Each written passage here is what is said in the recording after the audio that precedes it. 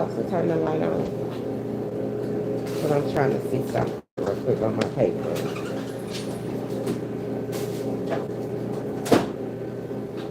Your light is off. No, on. Oh, Yeah, I'm trying to see. Thank you.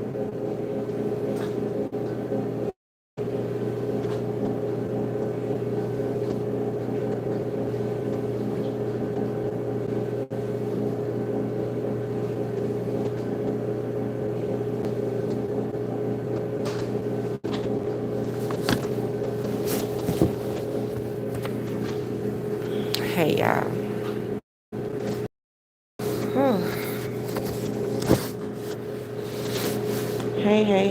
Hey, everyone.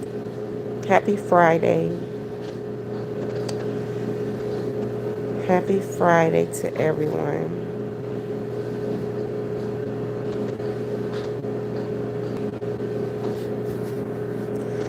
Good morning. Make sure my volume is turned up. Can y'all hear me pretty well? If you can hear me really well, put a one in the chat, please.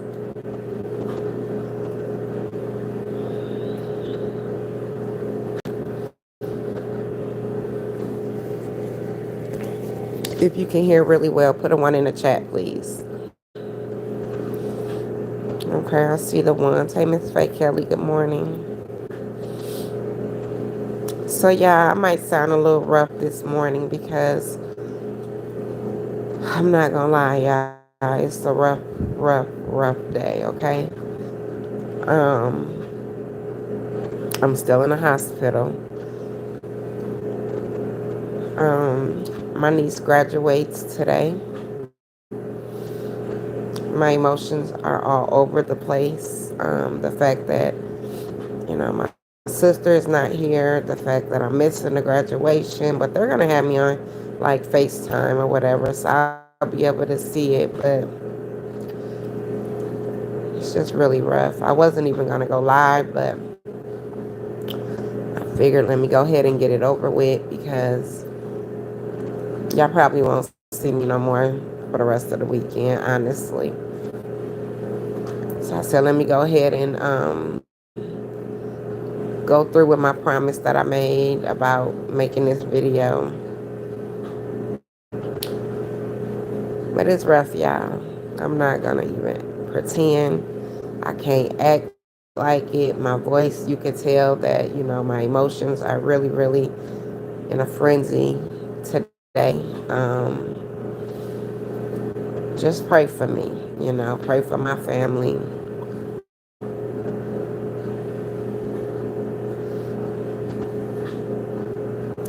This ain't what I wanted to do. I ain't want to get on here and get emotional, but I'm in my feelings big time, right? Like big time. So it's not gonna be no real long, drawn out live. I basically wanted to just give some encouragement to some people and just, spread some facts about the kidney transplant and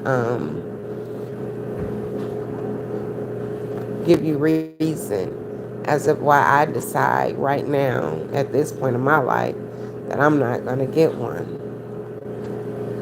But I'm not trying to discourage anybody else from getting it. It's just my reason, my thoughts, my experience through my family and things like that. So if we could start off, y'all, just to strengthen me, can we just start off with just throwing up prayer hands? Lord, that's all I'm asking is just throwing up prayer hands. Give me the strength to get through this life. Like I said, I'm really emotional today, y'all. And I wasn't going to do this because I know I'm in my feelings. But I'm trying to get through it because I promised y'all something. And I want to keep it going even when the devil say don't do it. I want to just stump on the devil every time. So that's where I'm at right now.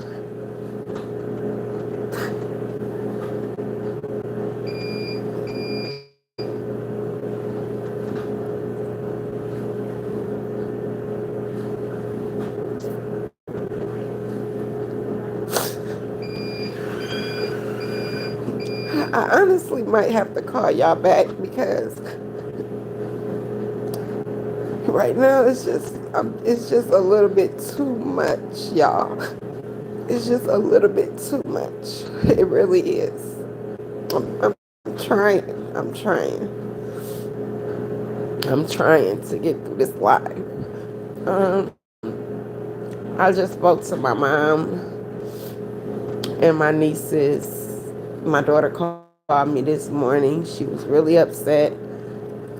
Everybody's hearts are really, really heavy. You would think like with time that it heals certain things, but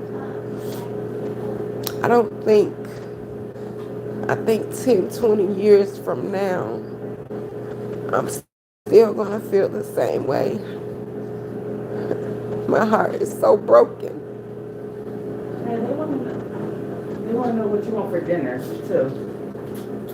I don't know yet. They said if I call in, I gotta get both orders. The same thing. The two burgers. Same thing. Okay. All right. So, yeah, my heart is really heavy. My heart is really broken. I don't think that time heals anything when it comes to losing someone that you really, really love. And today is my niece's graduation, so I know my sister would be like so proud. She would be planning so much. She would be over the top. She went through a lot to get my niece to where she is right now. My niece was real rebellious at first, in her younger days. But she has grown up a lot. A lot of things that my sister instilled in her, she carries with her every single day. Her main goal, her main purpose is to make my sister proud. And she has done that. Everybody is just so hurt today when it's supposed to be such a good day. But we can't really get past the fact that my sister's not here. So it's a lot, y'all. My heart is shattered. I mean, it's just shattered.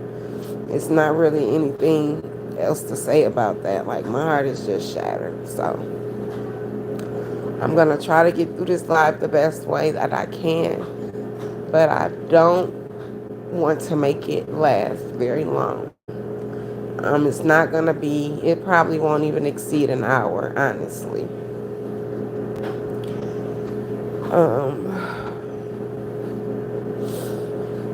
Thank you, Miss Lawanda, for being a member for 23 months. Thank you. I appreciate that. I told myself when I get on this live, I was not going to be emotional. But I really, once I start talking about it, it's like it doesn't matter whether I'm on live, on the phone, watching TV. It don't matter. Like, losing my sister is a different type of pain. Nobody could hurt me with words or anything like that, because what me and my family is going through right now, I mean, it's over the top.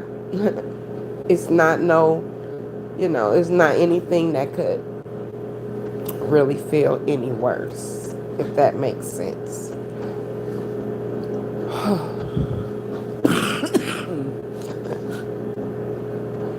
Yeah, gotta excuse me. I still have like a little cough or whatever, but we're gonna get through this, okay, y'all? Let me see. I understand how you feel. Yeah, I had to step in and raise my nephew and niece due to my sister who passed away. Yeah, it was a hand review when I gave you. Yeah, I'm sorry about your loss. Truly sorry about your loss. So yeah.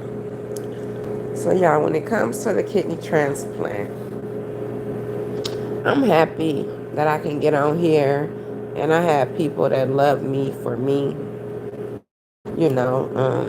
not love me because of any other reason, just because it's me. That's what I'm most proud of on YouTube as of today. I didn't always feel that way, but I definitely feel it now. I see all the encouragement. I see all the messages. I get all the love. I want to thank Miss Cassie Baby. Um, she has poured into me. We have spoke. And I just want to tell her how much I appreciate her. It's the small things that really carry me a long way when it comes to people, because it just shows me how genuine and how caring people are. And yeah, so I just want to just give her a big shout out. I want to also to Miss YouTube on Fire. I took some things the wrong way when it came to her. As close as we are, I should have handled that situation a lot differently. But at the time, I was just in my emotions. And sorry, yeah, I had a phone call.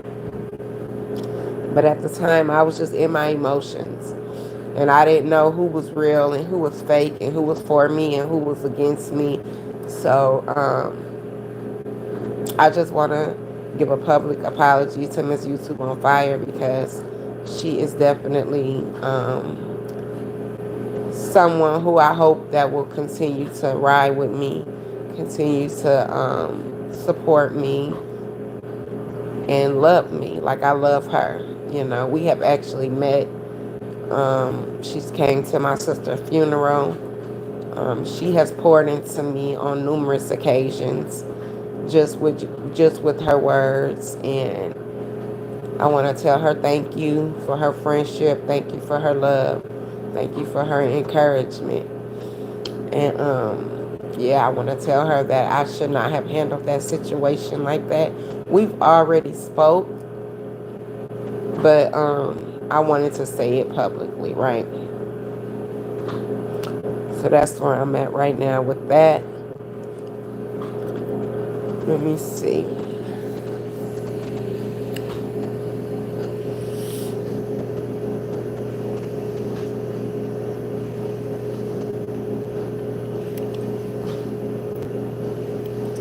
Hey Deb, how are you? What was that? Hey Vitamin Girl. I'm not gonna try to read everybody's comments. I can always go back and look at them, y'all. What I do is I screenshot and then I can zoom in on a lot of things that I can't really, see, because I don't want to stress my eyes out. Hey Lisa Clark, please, I know how you feel. I lost my niece suddenly and now raising her twin boys. Oh wow, it's been 5 years and it still hurts for us. Yeah, I am praying for the strength from God. Please do. Thank you. Heal our hearts and our minds. Yes, Miss Lisa Clark. And I'm so sorry about your loss. So sorry. So y'all, my subject today, as y'all saw, is going to be about the kidney transplant list. And I'm just going to state a couple facts because I want to keep people encouraged and let people know that, if you are going through something like renal failure, kidney disease, high creatinine in your kidneys, high protein in your kidneys, that you have different routes that you can take to go about your illness. Everybody's not going to be on that same path. You have decisions, you have choices, you have rights. So let's just dive in, y'all, so that we can, make this real cute and sweet. Okay. So when I found out that I had kidney failure, mind you, I have an uncle that's been on dialysis now 25 years. He's been on dialysis 25 years. He's around my mom's age. He's probably like 54 or something like that. He's been on dialysis since his early 20s. As long as I can remember, he's been on dialysis. I have an aunt. She was born into this world with bad kidneys. At 15, she had to go on dialysis. She received a transplant at like 18. The transplant failed on her because of all the stress. She was raising stepchildren. She had a husband and trying to work and trying to be a great aunt and all of that. It kind of like put a damper on her health even more, and her heart was enlarged, and she passed away. I was 13 when it happened, when she passed away. She was my favorite aunt. Her name was Nisi. Yeah, so then I'm just giving y'all these examples, right? Have another lady who I know, very dear to our family. She had a kidney transplant, and the kidney transplant reversed on her, and she ended up having to go back on dialysis. But she's doing fine now. She's on dialysis, and she says she's not gonna, look into anything else. She's just gonna be on dialysis, make sure she don't miss her treatments, and continue to clean her blood that way.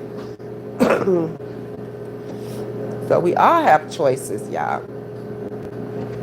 Thank God that I've had enough people around me to love on me, rather, well, let me not say it that way. God has shown me enough, okay, to give me a sound mind to any decision that I plan on making. I decided when I got on renal when I got on dialysis. I'm sorry. I did look into the kidney transplant at first. I did. I tried. Maybe it was probably about what, a year ago. I went to my consultation. A consultation. They want you to bring someone with you to the consultation. It can last anywhere from 3 to 7 hours. My consultation was about 6.5, 7 hours. It's very informative. It gives you all the information that you need about a kidney transplant. Um, you have to, like I said, bring somebody because it's so much information. You can't intake it all by yourself. They want two people to be able to intake all the information. So they say, like, bring a meal. But my clinic, they actually provided snacks and things like that. So I did take I took a sub sandwich. My daughter and I, we took a sub sandwich and some chips. I was there. They gave me all the information that I needed. They give you, basically, it's like, I don't want to say a checklist, but in the information that they provide for you, they tell you everything that you need to get done. And this is not them knowing whether you have the right BMI, cavities, any kind of other illnesses. Like they don't know that information about you as of yet. They're telling you exactly what you need to clear yourself for the transplant list. So y'all know what a consultation is. It's information, right?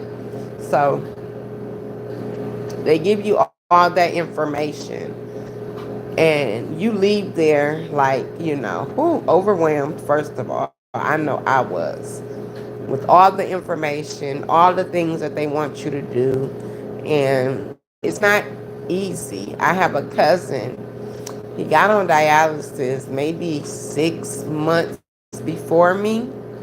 We're literally like neck to neck when it comes to this dialysis. He called me, he encourages me, he talks to me. But he got on dialysis like 6 months before me, y'all. He knew firsthand that he wanted to get a transplant. Like, it was no ifs, ands, and buts about it. I've been on dialysis 3 years, so he probably been on there maybe 3.5, 4 years. And he knew he wanted to get a kidney transplant. He's been working on getting on the list since he became a dialysis patient. Last week he had to travel to another city because he lives in South Bend, Indiana.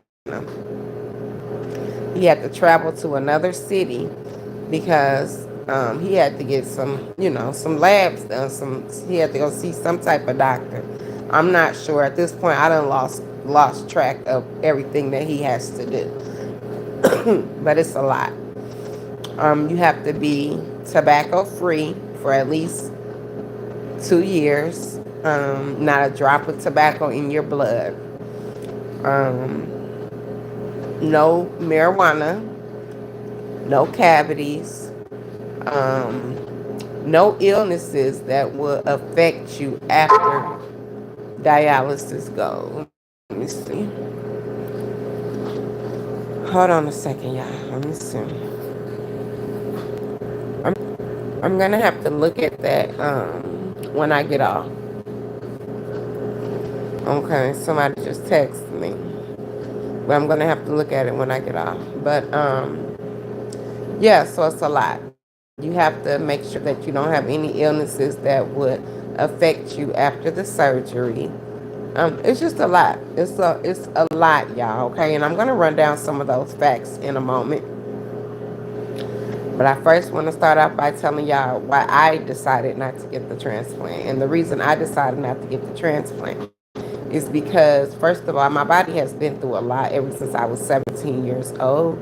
I have received gallbladder surgery. I have received pancreas surgery when I was pregnant with my daughter. I got really sick. I had to get part of my pancreas removed. I had to get my gallbladder removed on top of having a C-section. All this was done within 1 year between 2002 and 2003. My last surgery about my pregnancy was in May of 2003. Fast forward. Wow. Okay, hold on, y'all. Okay. Can y'all hear me? If you can hear me, please drop a one in the chat. They saying I'm breaking up. I don't know what to do about breaking up. So just drop a one in the chat if y'all can hear me. Is it still breaking up? Maybe it's the reception because I haven't really moved. So I'm not really sure what's going on. But tell me, can y'all hear me? Let me know. Is it breaking up? If it's breaking up, drop a two in the chat. Okay, it says you're good now. Okay. Thank you, Miss Kim. Hey, girl. Love you. Let me see. I thought, hold on. Let me see. Because I could have sworn.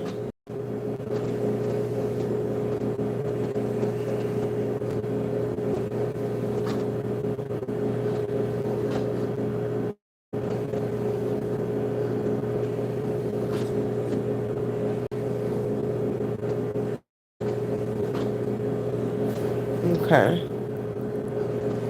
All right. Let me clear my chest out, honey. Okay. So, like I was saying, it's a lot. Okay.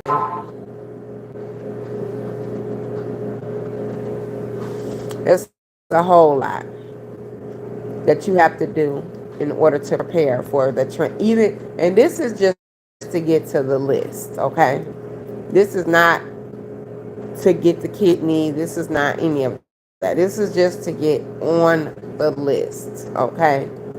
Um, I decided. Okay, I had my son when I was 30 years old. Hold on, let me think. Lord Jesus. Yeah, I was 30 when I got pregnant with my baby. Mind you, I didn't think I could have no more kids because of what my body went through with my daughter. I was just like, maybe God just ain't, he ain't gonna let me go through that again. I had my son. It was a pretty good pregnancy. I didn't have any issues until the end. I told y'all this story before. I went to the doctor for a regular checkup with my son in my belly. They put the ultrasound on my belly and seen some things going upside down. Like I can't really explain what they saw, but it was drastic enough to where they said, leave here, go directly to the hospital. No, they said, go get your bag from home and then go directly to the hospital. They asked me, can anybody bring my bag to the hospital? But I wanted to go home and prepare. So I went home and grabbed my bag.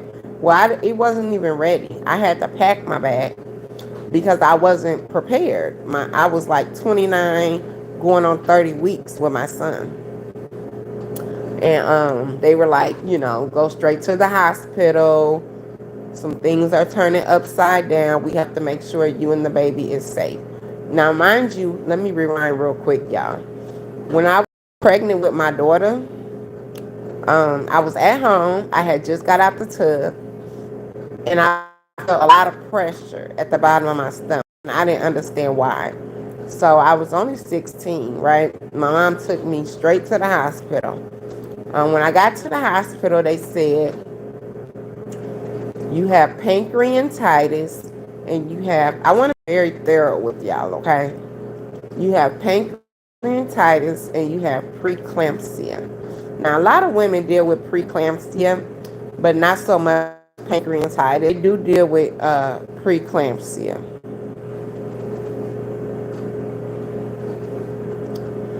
So,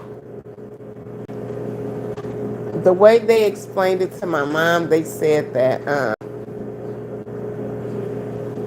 my pancreas was the size of a soccer ball. And if they did not get the baby out of me right now, then it will erupt and me and my daughter will not make it. This is what they said. Plain, simple, straight to the point. It took a black doctor to come in and examine me. I was dealing with a lot of different doctors. They were coming in. They were examining me. They were putting the ultrasound machine on me. And nobody could understand what was going on. It's very rare what was going on with my pancreas. So nobody could understand what was going on. So this black doctor came in. I will never forget. He was, excuse me, y'all. He was a tall man with a beard and glasses. And he was very thorough. He was very, when they say speaking in layman terms, he made us understand what was going on. Immediately when he seen the ultrasound and everything that was going on in my belly, he said, this is an emergency. Her pancreas is about the size of a soccer ball. If we do not get the baby out right now, then her pancreas will erupt and her or the baby will not make it. So at that point, we're freaking out. We're like, what's going on? What do you have to do? You know, it was just me, my mom, and my baby sister Ayana. We were the only ones. Give me a second, y'all.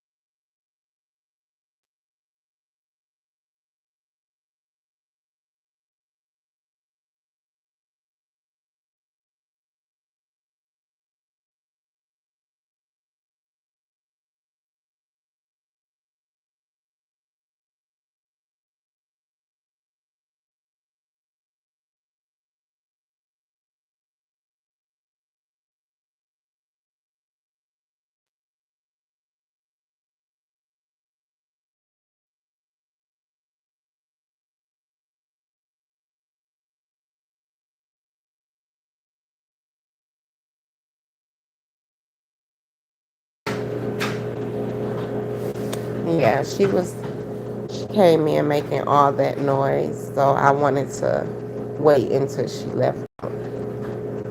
Um, so it was me, my mom, and my baby sister Ayana. Y'all know Ayana.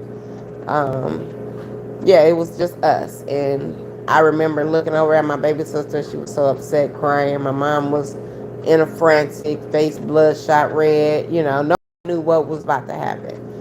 They rushed me into having a C-section. When they took me into having a C-section, they realized that they had to remove part of my pancreas. It was dead. Okay, so they did that. Um, when that happened, even when they removed the baby, when they took my baby out during the C-section, everything started to like come back together. My pancreas, the swelling went down and everything like that. And I remember going back to school, walking up the steps, and I was in so much pain. I was like, what the heck is going on? Like, I was in so much pain, y'all. I was 17. I didn't know what was going on. I remember balling up on the steps, just crying, crying, crying. They took me to the nurse, called my mom, took me to the hospital because I was in so much pain I couldn't even stand up straight, literally. When I got to the hospital, excuse me, y'all. I'm sorry. They said that I had gallstones that were trying to pass through. Like, what the hell? Gallstones, right? So the gallstones, they had to take my whole gallbladder out. 17 years old, no gallbladder. It is what it is. Whatever at this point. Like, just get me to feeling back right, right? What I think my body just was not ready to be pregnant. And everything just kind of got out of whack. Like, I just don't think. My grandma, she has a better way of explaining it, but that's basically what she feels as well. So, when they took the gallstones out, I had to recover from that. So now I'm walking around with part of my pancreas missing, my gallbladder removed. Okay. Now, anybody who have watched my previous video, I explained that your pancreas is the Can y'all hear me? Is everything okay with the volume?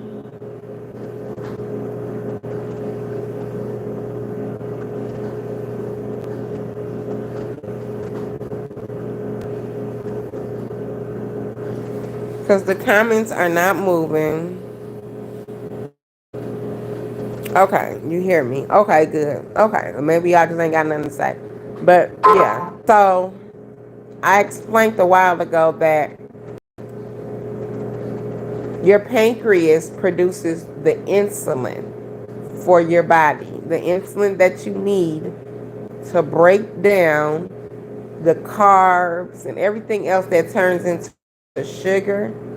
The insulin is what breaks it down and keeps your blood sugar under control. But because I had part of my pancreas removed, and I was a little, thicker than what I am now. I was a lot thicker, actually.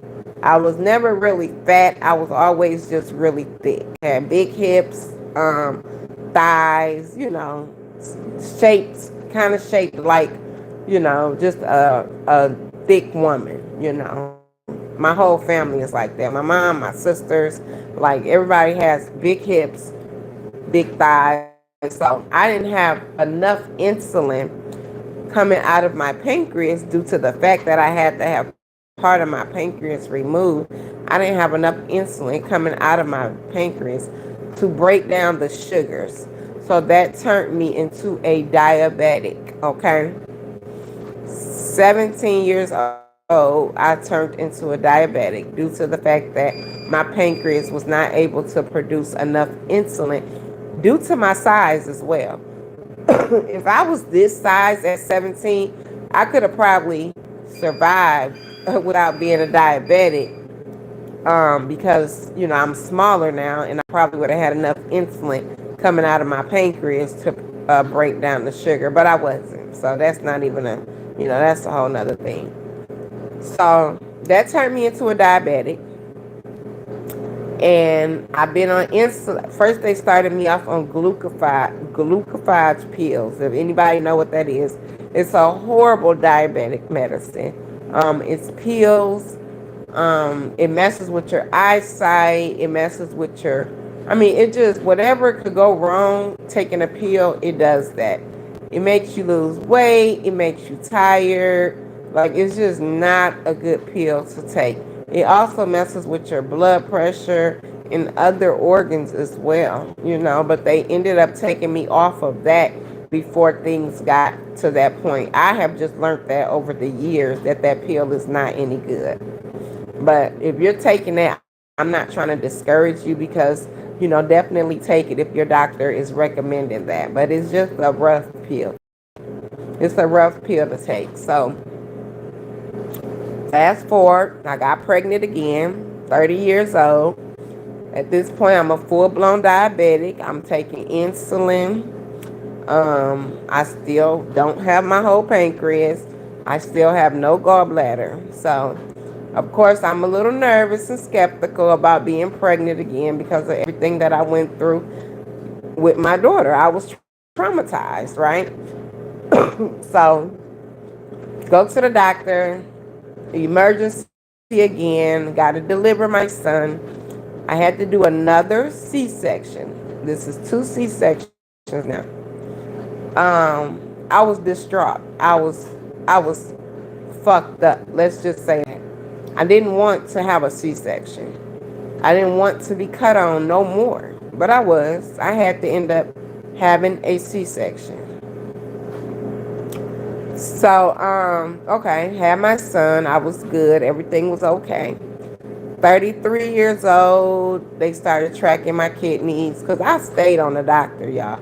Like, I'm one of them ones that's going to go to the doctor. So, 33 years old, they started tracking my creatinine. I had my creatinine was high, my protein in my urine was high. Everything was just high. I was retaining fluid. I was working so much that I was just like, I didn't even realize how sick I was because I had a routine.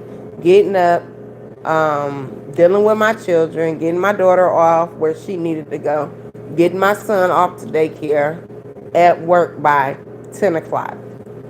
Get off work about 6 o'clock. Big ass cup of water. Drinking the water, just putting all this fluid in me, not even realizing that I'm not even peeing as much as I should. This is how busy I was, like just busy, busy, busy. I get off work. I had a small business where I was doing my caramel apples. I was learning how to do nails. And it was just a little bit, a busy life for a young mom. Just, how we like to say booked and busy. I was booked and busy, okay? For a couple years, I did this routine. Did not realizing that everything was just getting worse. I was retaining fluid so bad. The pants that I would wear to work were like slacks. You know how slacks just fall off, you know, on your calves. They're not touching your calves. They're kind of like just loose everywhere, right? To the point where these pants were so tight on my calves, I would literally have to bend down and pull the pants down on my calves. So things were getting like really, really bad. And then one day, I will never forget, and I have told this story before, but since we're being thorough, I'm gonna tell it again. I was, I went to work. I was sick as a dog. I was throwing up in the car in my son's Halloween bucket.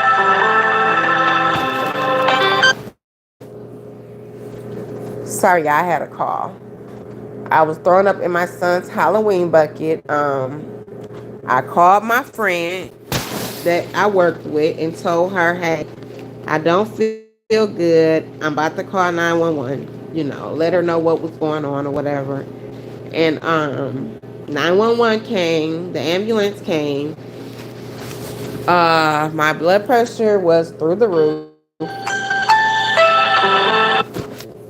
When I say the roof, I mean like 200 over something. I don't really remember the exact number, but I know the top number was 200.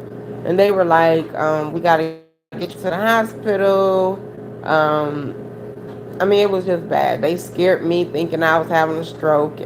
It was just a lot. So when I got to the hospital, they explained to me that I'm about to get ready to get a port put into my arm. Hold on, y'all. Sorry, y'all. That's my son's dad just blowing me up with his irritating ass. Sorry. Getting on my nerves. Like today's not the day. Honestly, it's not the day. So, I went to the hospital. They explained to me that I had to get this port put into my arm. It's called an access. Let me show y'all. Hold on. Let me show y'all. Cause like I said, I want to be kind of thorough, so I'm gonna show y'all. Cause I'm at dialysis right now. This is the port. Uh, this.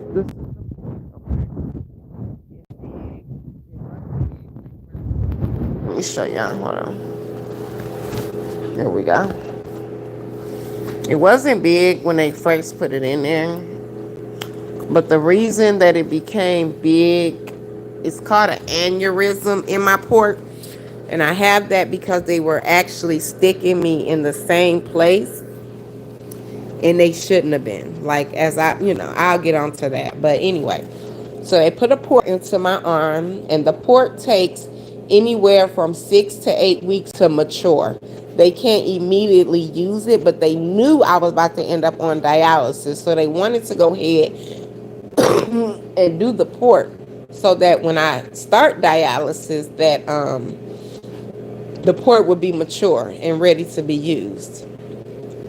While I was in the hospital, I was in the hospital for like 16 days.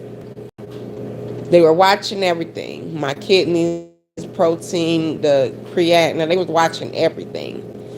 It was still out of whack. So I had ended up getting sicker. So they said, we thought we was gonna be able to wait the 6 to 8 weeks to start you on dialysis, but we can't. You have to start now. Your potassium is high. Everything is out of whack. So they put this port. Oh my god! Okay, so they ended up having to put the a port in my chest. I'm calling it a port in my arm, but it's not a port. It's an access. Okay, it's an access so that they can access my heart. I want to say so that they can pull the fluid off of my arm, off my body, so that they can pull the fluid off of my arm, off my body. So, but I couldn't wait the 6 to 8 weeks. I had to get on dialysis right then and right there. So they put the ports in my chest, And when they put the port in my chest, they started dialysis immediately. The very first time that they pulled fluid off my body, they pulled almost 80 pounds of fluid off my body. No exaggeration, no lie. I was so swollen that when they did pull the fluid off my body, parts of my body was like a balloon. You know how a balloon is blown up for a very long time, and then when you let the air out of it, how it looks like wrinkled and stuff like that? My legs were like that. My stomach area was like that. And I'm being very transparent. I'm letting y'all into my business for real, okay? So that's what was going on. And that still goes on right now. That's exactly how my legs are. Like, I try to walk to like get the muscle, you know, to be more than the I guess you can call it flab, because it's wrinkled and it's like real, squeezy and stuff like that. My son, he be like squeezing on my legs and stuff, like it's just real weird. But that's what happened. So basically, like deflating a balloon. That's how my body was looking after they poured the 80 pounds of fluid, almost 80 pounds of fluid off my body. I'm saying almost, but it was really close to 80 pounds. So they started me on dialysis. I was in the hospital for maybe 2 weeks after that, because I think I missed the part. I went home with the excess in my arm, and I ended up right back in the hospital because I was so sick. And then that's when they poured the fluid after they put the port in my chest. So, yeah, I was in the hospital for like another 2 weeks until they got like my potassium and things, the numbers stopped looking right. Because what it is when your kidneys are failing, you're holding toxins in your body coming from the food and the stuff that we drink. It's potassium, it's phosphorus, it's all types of things that is in that food that you're supposed to be able to either have a bowel movement and get rid of it or urinate it out. But when your kidneys are failing, things are not working properly, and your body is holding those toxins in, and you're not able to get rid of the toxins no other way besides dialysis, if that makes sense. If that makes sense to y'all, because I want to make sure y'all keeping up on the conversation. If that makes sense, can you please put a 3 in the chat?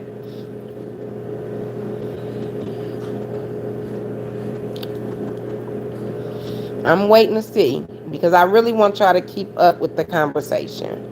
I'm heading to why I decided not to get a transplant. So it does not make sense to y'all.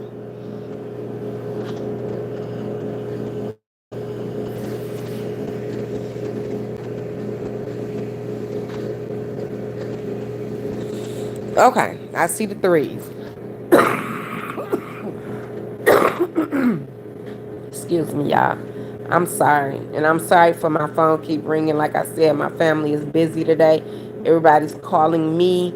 Um, just, it's a lot. So I'm sorry about the phone calls and stuff like that. Okay, so I see the threes. So good. Everybody's keeping up with the conversation, right? So that happened. My body was going through it, y'all. Going through it, going through it, going through it. I'm like, whatever. Transplant, like I'm going to be fine, no big deal. Not no big deal, I don't want to say it like that, but I had heard, from my family members and my mom and stuff that just, Felicia, you're going to get a kidney transplant, you're going to be okay. Like, that's what I was banking on. As I started doing my own research, it just wasn't something that I was interested in. I'm not interested in getting cut again, okay? I'm not interested in healing from the procedure. I'm not interested in getting someone else's kidney and it doesn't work for me. I'm just not interested. I'm not. I'd rather let my body get adjusted to what I'm going through now and keep my praying soldiers around me. You know, my grandmother is a praying warrior. So I know I'm going to be okay. Like, I know I'm going to be okay without a kidney transplant. But once I went to the, now that I'm not even going to go into the, what else I went through, because I've had other things that happened where I ended up having to go under. Well, I'm going to tell y'all. In 2000, first of all, my dad passed away. So that was like a big tamper on my body, my health, everything. Like, I was effed up behind that. Still am. But it was, I didn't want my body to take a different, I didn't want it to get any worse because like I was telling y'all, stress really can add to your illness. You have to be as stress free as you can. I quit working. I said I would never hit a clock again because I'm not about to go clock in nowhere. I'm not going to be obligated to do anything except live, take care of myself, and take care of my children. That's what I'm obligated to do here on this earth. And love on people and, be a giver and everything that God expects us to do. I can't do it all, but I definitely try my best to do the best version of me, if that makes sense, right? So, 2000, let's fast forward. 2000 and what's this, 24? So, 2022. November 2022. I was in the hospital. I had caught COVID. I was sick. They hospitalized me for about 7 days. I got out the hospital and I felt like a little pinch on my back. Like, it wasn't a real painful, but it was a weird pinch. Very weird. So,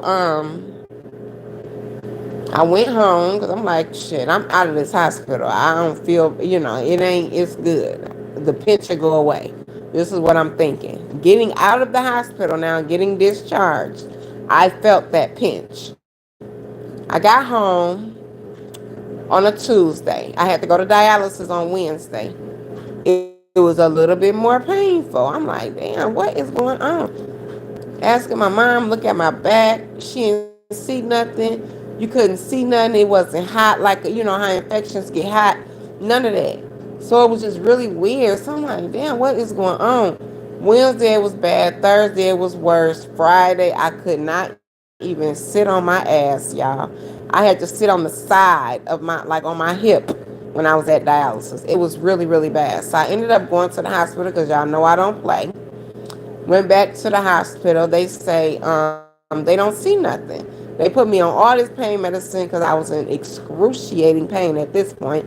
I couldn't even lay on my back. It was so bad, but they could not see nothing. And they tend to think that some people come to the hospital for pain medicine. So they're giving me the medicine. Now they shooting me up with all types of medicine because I'm crying. I'm in excruciating pain, like, but they still didn't see nothing. To this day, my doctor, my nephrologist, he says, if this lady says she's in pain, believe her. Like, believe her, right? So 5 days, 6 days went by. They did a CAT scan, y'all, when I first got there. They put iodine in the CAT scan. Iodine is like this liquid form stuff that they use. They put it through your IV and it makes your body like see through. They can see anything that's going on in your body. As soon as they put the iodine in my IV, they was running me through the CAT scan. I felt like I was about to die. Like, my heart was beating fast. I could barely breathe. It was just really, really uncomfortable. So I was like, I can't breathe. That's what I yelled through the CAT scan machine. So they stopped it. They called a code. I don't know what code they called, but when they did, within seconds, maybe 3 seconds, I had 15 doctors around me, 20 nurses, like just surrounding me, right? I was allergic to the iodine. My heart rate dropped. Everything dropped. Everything was just it was bad. I was going down. They started shooting me all over my body with these needles. I guess it was Benadryl and whatever else you take for an allergic reaction, right? So it was really bad. And come to find out, they weren't even supposed to give me that medicine because I was a kidney patient. If you're a kidney patient, never let them put I. If you have anything going on with your kidneys, you don't have to be on dialysis. If your kidneys are, um, what's the word I'm going to use? If your kidneys are going through it, if you are having high protein in your urine, anything that has anything to do with your kidneys, and they have to run a CAT scan, do not let them give you iodine through your IV because you're not supposed to have it when you have kidney complications. You're not supposed to have it, okay? So, come to find out, I wasn't supposed to have that medicine. So, okay. Now the hospital nervous because they know they done did something that they weren't supposed to do. So now I'm just laying upstairs in my bed trying to recuperate from that, as well as the pain that I'm still going through. Like horrible pain, y'all. Horrible pain that I can't even describe. I would rather have 10 babies than ever deal with that again. So 5, 6 days went by. They're trying to figure out what other tests they can run to try to figure out because the CAT scan, they thinking that they would never see clear without the iodine. They would never see clearly about what was going on. That was their assumption. But my mom told them, let's just try the CAT scan again. I will never forget. It was a Wednesday, 6 days later. My mom was like, let's just try the CAT scan again. So they tried the CAT scan again without the iodine.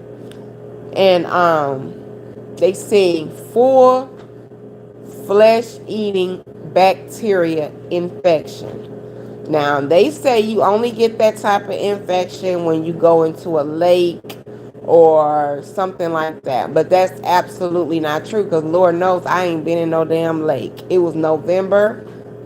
It was I had the surgery the day before Thanksgiving because I will never forget on Thanksgiving my family came up there, bought me all this food. I couldn't eat it because I was so just out of it, right?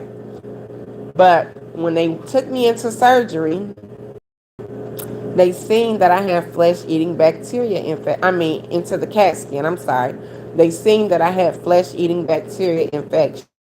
They immediately rushed me into surgery. I was in surgery for maybe about 4 hours. I could post what I looked like after that, like what my incision looked like, but I don't even want to freak y'all out like that.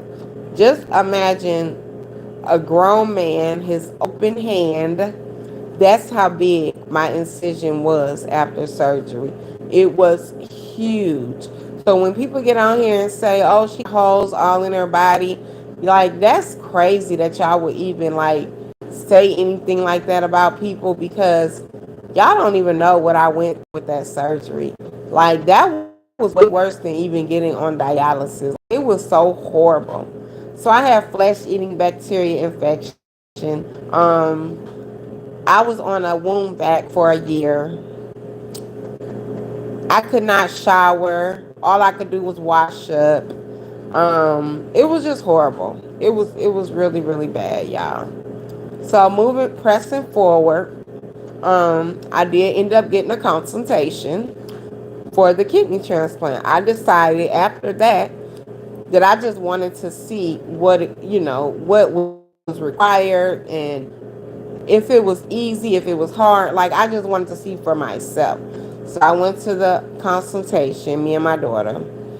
Um, and after leaving that consultation, it was confirmed to me that I did not want to go through that.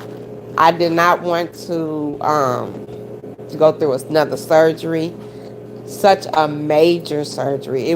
That's a major surgery that takes a lot of healing, takes a lot of support, takes a lot of nurturing back. Like the medicine that you have once you get done with the transplant is very, very expensive. You have a lot of insurance that don't even pay for the medicine.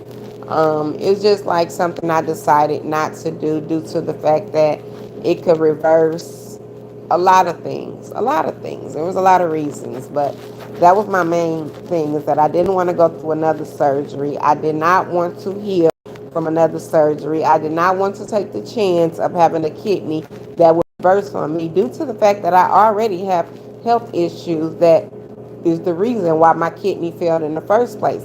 Those health issues were not going anywhere. My diabetes was not going anywhere. So it was a bigger chance for me for the kidney to reverse than to be successful, if that makes sense. Are we still keeping up with the conversation? If we understand everything that I'm saying, just put a little 3 in the chat for me, y'all. Please. Because now we're going to get into some facts about the kidney transplant. Because just like I'm telling y'all things like this, I don't want to discourage, I also want to encourage. That's my main focus. I don't want to discourage anybody from getting a kidney transplant because everybody's body is different. A lot of people kidneys did not fail from just eating wrong, eating wrong and genetics and stuff like that. Some people kidneys fail, like mine, due to previous health issues.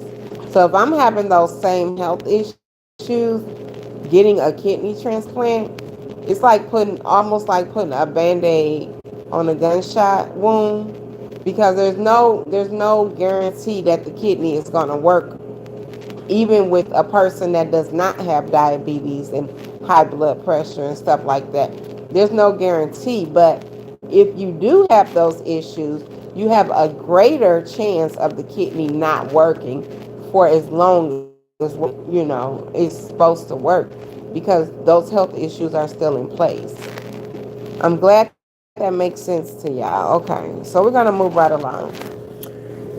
So, some things when you go to the consultation, they ask you, they tell you a lot of things that you have to get done in order to get on the list. Like I was telling y'all earlier, a lot of things. They tell you, you have to basically be healthy, all besides your kidney problem. They don't want you to have a cavity. They don't want you to they don't want you to have a bump on your pinky toe. It's that serious. Like, nothing, you can't have. I can get the kidney transplant with diabetes, but okay, I'm not even gonna go there because I don't want to discourage anybody. Okay, so when you're going for a kidney transplant, just know that there's no age requirement. You can get it as a child. You can get it as a middle-aged person. You can get it as an elderly person. I wanted to come to y'all with facts. So I had to go back into my consultation and kind of rewind my mind to some things. But I also went on Google because I wanted to come to y'all with facts, okay? Anybody, the information that I'm giving y'all, you can look it up. It is what it is. These are facts. There's no age requirement. You can get a kidney transplant up until, so they say 72 is the age that they will say, well, you have a lower chance of getting the kidney, because unless you're dealing with a live donor. If you're dealing with a live donor, then you just have to meet certain requirements and they will do the kidney transplant, like somebody in your family or something like that. But 72 is when they really kind of like put they put a lot of what word can I use? They put a lot of, they emphasize, they tell you that you have a higher chance of the kidney not working and things like that. Okay, let's just say that the longest, the state that has the longest wait. Now you can wait anywhere. Once you do all of that and get on the list, you can wait from 3 to 7 years for a kidney, especially If you don't have nobody in your family that's a match, if you don't have nobody that's willing to give you a kidney, if you have somebody that's willing to give you a kidney and everything's smooth, it'll be like 3 to 5 years. But if you don't and you're trying to get it from, somewhere else, it's going to be 3 to 7 years. That's the minimum. I know people that have been on the list for 10 to 12 years. You know, the state that has the longest list will have to be Alabama. Alabama has the longest kidney transplant list. Once you get on the list, they have the longest wait because I don't know why. I can't tell you why the list is longer in Alabama, but it is, okay? The shortest, the state where you will wait the shortest would be Nebraska. Nebraska has the shortest wait list. Now, all this depends on if you're getting a live donor or if you're getting a deceased donor, okay? So, yeah. 72 is the age that they kind of like put a halt on it. Like, okay, we have to make sure, that you are healthy enough to stand for the surgery and everything like that. Let me see. Something else that I wanted to tell you. I just thought about it, but then it went away.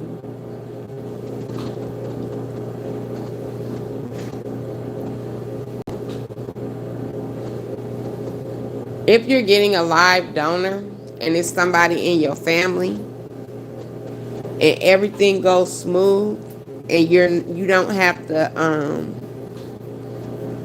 that person qualifies, you qualify, everything goes smooth, there's probably like a 1% chance, maybe 2% chance that you wait months, 3 to 10 months, 3 months to a year. If everything goes good for them, for you, it's safe, then they'll go ahead and do it. They really will. And some people go to another country. I have a man that went to my clinic, and he's from I think he's from Canada or something, and he went to another country, and it is expensive, but I guess it's legal there, but it's not legal in the United States to buy a kidney. But some people go and they actually go to another country and buy a kidney. Probably costs $150,000 or something like that. Like, it's very expensive. So let me tell y'all some of the things that will stop you at the age of 72 from getting a kidney. But like I said, there's no age limit. No age limit, y'all, okay? So if you have obesity problems, now this is what will stop you at the age of 72. This is not going to stop you at the age of 38, 40, 50, 65. Like, no. These are the things that will prevent them from wanting to do the transplant at 72 and up. Obesity,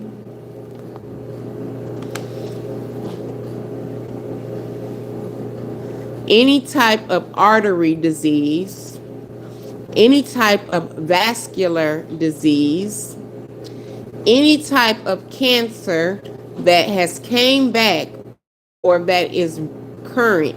If you have a cancer that is, even if it's the first time that you got it, but it's going on right now, they won't do it. After the age of, I'm going to keep saying this, after the age of 72.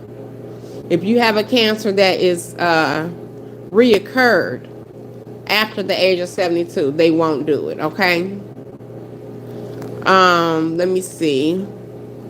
Any type of heart disease, diabetes. Now again, y'all, after the age of 72. Let me see. High blood pressure that cannot be adjusted for over a year. It has to be where you don't have any high blood pressure issues for at least a year. And if you do, they will not do it. Okay. Any health issue that will still be the same after getting a kidney, they will not do it. At 72 now. Okay.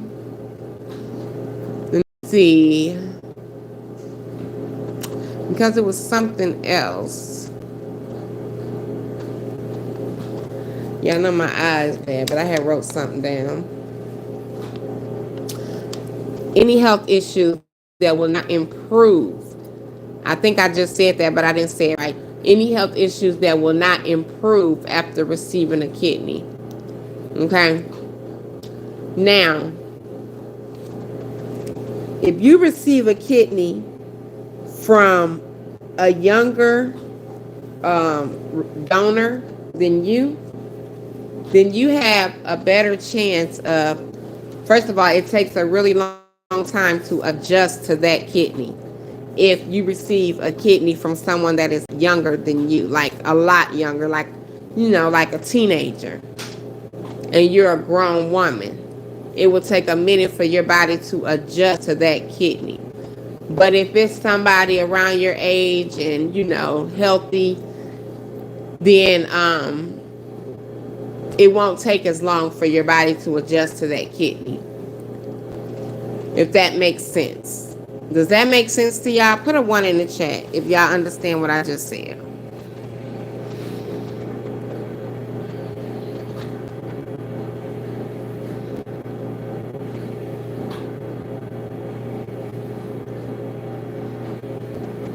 Okay, I see 1 1 1 1 1 1 1. Okay, good. So y'all keeping up with the conversation. Great. I'm happy about that. Um it was something else I wanted to tell y'all. But it will go smooth if everybody is healthy. Both you, the recipient, is healthy outside of the kidney, and the person that you're receiving the kidney from. If it can go smooth like that, then you have a better chance of the kidney working for your body. Like I said, if you receive a kidney from a younger person, your body has to adjust to that kidney, and that's even with the age is of course, if you receive a kidney from a younger person, your body has to adjust. But if you receive a kidney from somebody around your age, your body still has to adjust, but it will adjust. Okay, if that makes sense, it will adjust, but you have a higher chance of that kidney from that younger person not working for you.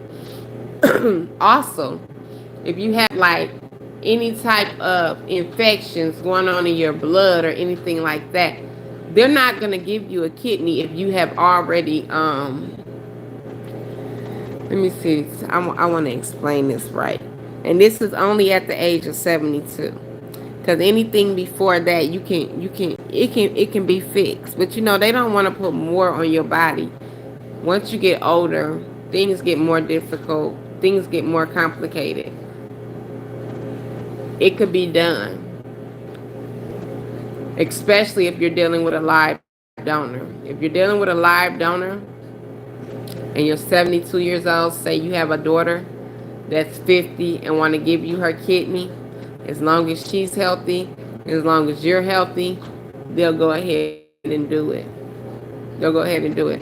But like if your daughter is dealing with, if she has had an infection and anything that could affect her kidney while it's in her body, they won't do it. They won't transfer that kidney from her to you.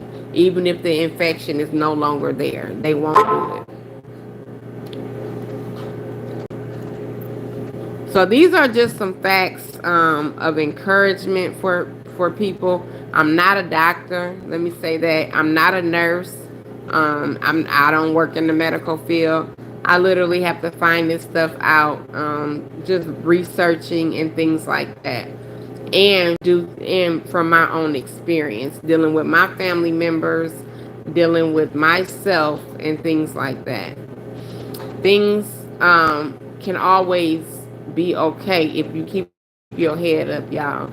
If you're dealing with this, things will be okay. You can always make a decision to get a transplant or not get a transplant, whatever you feel like is better for you. If you are dealing with illnesses that will not change after you receive a kidney transplant, you have a wider chance of that kidney failing just like the original kidney. Because, like I said, you're not getting rid of the health issues. You're basically putting a band aid on it. And it could last for a year, 2 years, 3 years. But who wants to go through that? Who wants to sit there? Not me. I don't want to say who wants to go through that. But if you're dealing with other health issues, really think about it, because who wants to sit there and think every day about their kidney failing again? The medicine is really expensive. You have to take the medicine every single day. It's so many pills. You have to be on the same time schedule every single day when you're taking this medicine. Give me a second, y'all, please. 1 second. Sorry. Okay. Can y'all hear me? Am I going in and out?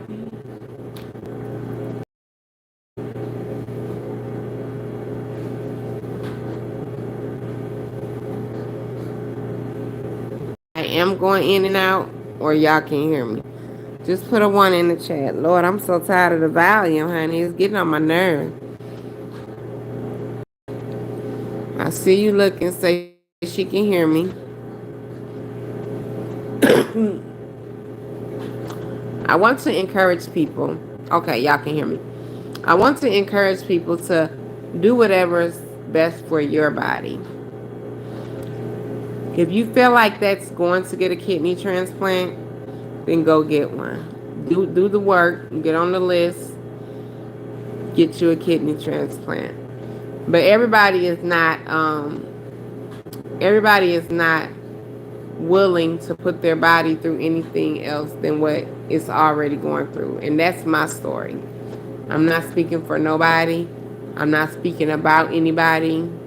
I'm literally speaking, just out loud about my story. I know what my body has went through. I know what health issues I have. And I know that, a kidney transplant could not be in my best interest. These are the things that I know. So, let me see if there's anything else that I want to say to y'all.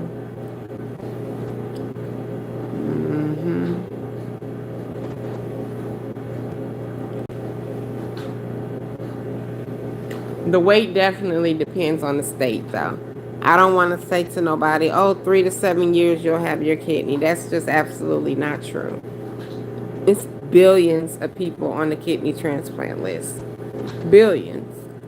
If you could find somebody in your family that is healthy enough to give you a kidney, and you're healthy enough to receive that kidney, then, that would, of course, shorten your time. But if not, you're going to be on the list. You're going to wait. It's not going to be a year. It's not going to be 2 years. People say, oh, they could call you at any moment. Yeah, they can. They can. I just ain't never seen it happen within a year or two after being on the list. So, yeah. That's my little encouragement for the day, y'all. Just do whatever your heart desires, whatever your body can take. Don't put no more stress on your body than what you're already going through. If you're dealing with any illness, not just kidney failure, but any illness, try to eliminate stress. Once you eliminate stress, you can be okay. You can be okay. And I know it's more easier said than done, because all of our situations as far as our life is different.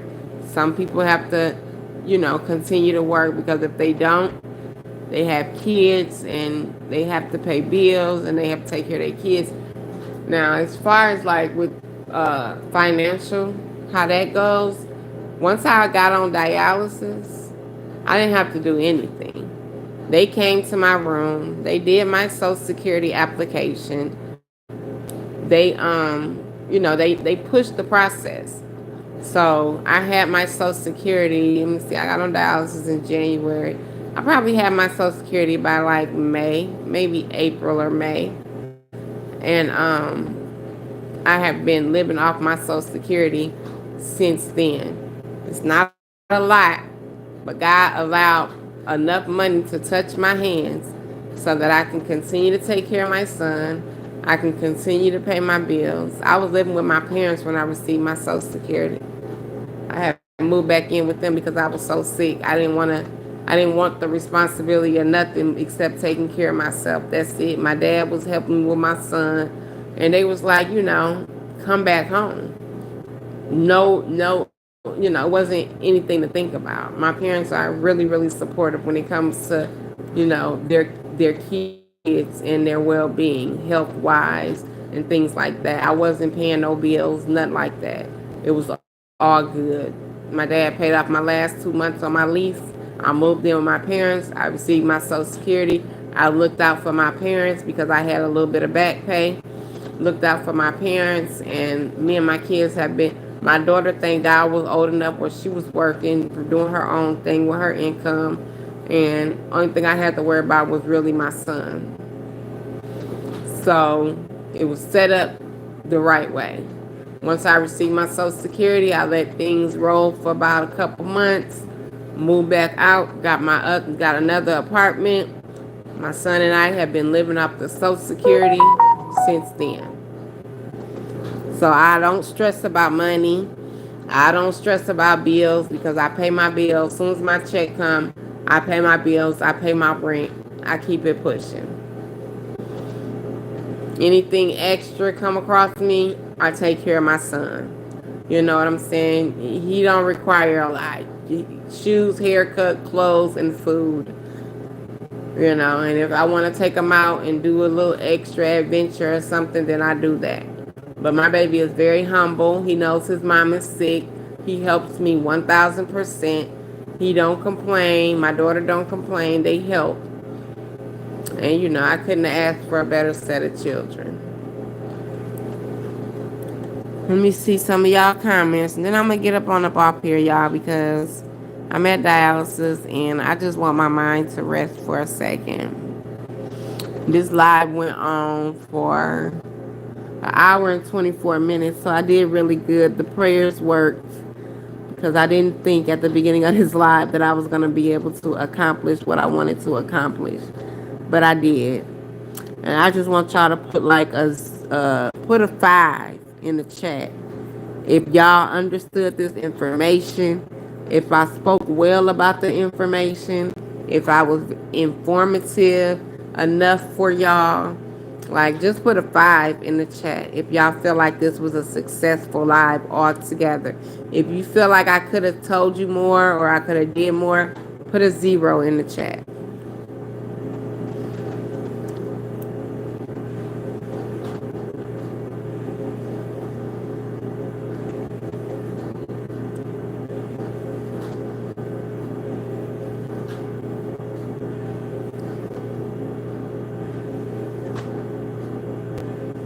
Thank y'all so much. Thank you.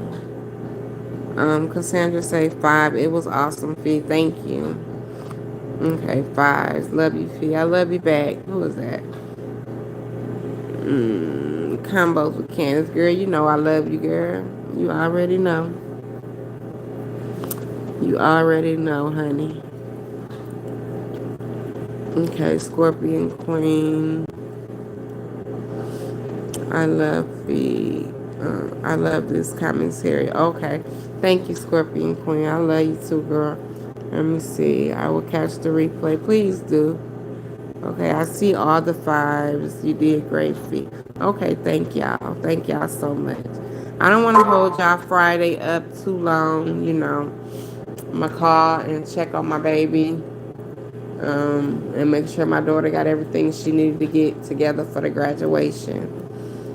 Call and check on my mom. So I love y'all. I thank y'all for listening to my crybaby stuff at the beginning of the live. But I'm hurt, y'all. If you can hear it all in my voice, like I'm definitely hurts. My heart is shattered. This took a lot of strength for me to get out here and speak to y'all. I just want to continue to do what I promised y'all that I was going to do. That's it. Nothing more, nothing less. Whoever supports, I appreciate it. Whoever don't, they weren't supposed to support in the first place, right? So I'm going to end this live, y'all. I want y'all to hit that like button to keep me in the algorithm. I want y'all to share if you're a content creator. If you could please share the live so that we can give awareness to everybody, not just in this sector, but everybody. Okay? Subscribe if you want to subscribe. Grab you a membership if you want to grab you a membership. Let me read this comment right here. I'm gonna try to read it. Who is that? Diane. Let me see. Oh Lord, my first time on the live. Girl, you are such an amazing. Hold on, let me see. You are such a remarkable person. And the thing will start beeping at the end. May God bless you. Um, the most you wish you well. Thank you. And may God bless you. You got this. I will keep you in my prayers. And that's another thing, y'all. Just keep me in y'all prayers when y'all shoot y'all prayers up to the big God. Just scream my name out. You know what I'm saying? My name is Felicia. Just insert me into them prayers. That don't cost nothing. It ain't gonna take nothing from you. And I would really appreciate that. I'm not trying to get on here and pull on nobody's heartstrings, but I think that this is a place where I can definitely be transparent and I can let y'all know my real true feelings. I don't have to get on here and act like, I'm not going through what I'm going through, because I'm definitely going through some emotions today, okay? So that's it, and that's all. I'm not, if you feel like I'm trying to, pull on your heartstrings, then maybe this ain't for you, because you obviously don't know me and don't want to get to know me. Let me see. Oh Lordy.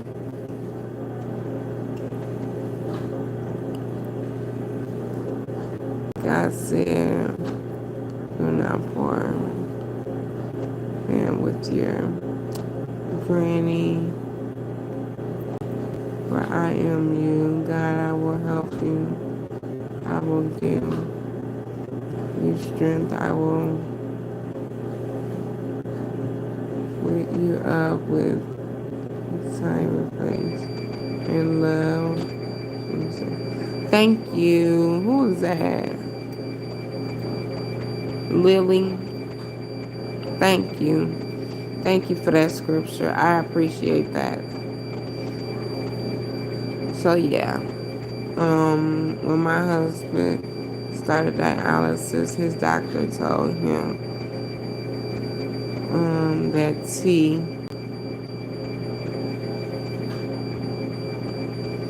and pizza are really high in potassium. Yeah, it is. And phosphorus. American cheese. Let me list some things real quick that they want me to stay away from. American cheese. Try to use like provolone or Swiss.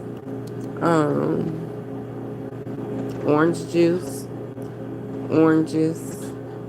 Anything. Why do this machine keep going off? Anything with tomato sauce. Pizza, lasagna, spaghetti. Anything with tomato sauce. It's so many items, y'all. Let me think of something else that's really that people really eat. Lord have mercy. Avocado, bananas, oranges. Those are just some small things. I'm about to get up here because this machine is about to drive me crazy. Okay, y'all. But I love y'all. Those are just a couple things to stay away from. Why is it doing that? I just changed the lesson. So balance off. Alright, I'm gonna call y'all back, okay? I love y'all. Hit that like button. Like I said, if you're a content creator, do me a favor and just share this video, okay? Love y'all. I appreciate y'all, and I'm gonna talk to y'all later. Bye bye.